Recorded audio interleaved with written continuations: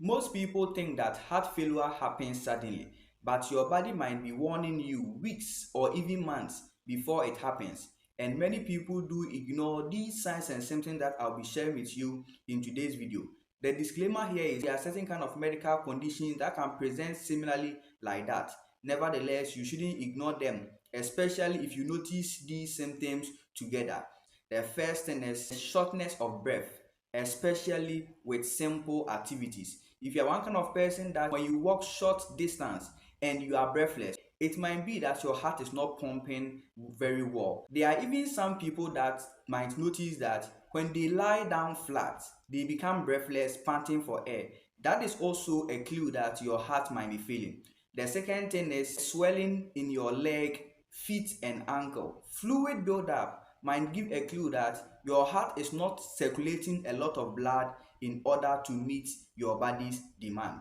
The third thing is unusual fatigue and weakness. If you're one kind of person that you easily get tired with simple activities, or you notice that when you wake up in the morning, you are always tired, that might be a clue that your heart might be failing. The fourth thing is persistent cough. And most of the time, this cough comes with sputum production, which is very whitish or sometimes a pink tint like color noticed in your sputum. That might be a clue that there is fluid buildup inside your lungs, and it's eventually a sign that your heart might be failing. The fifth thing is rapid or irregular heartbeat. Now, when the heart starts failing, at some point the heart needs to compensate your body, so it will be beating fast, and that will lead to rapid heartbeat. So you notice that your heart is beating that fast, and that might be a clue that your heart might be failing. These five signs and symptoms is not all. There are even some other symptoms like chest pain, confusion, and there are also some other signs and symptoms that I have not indicated in this video.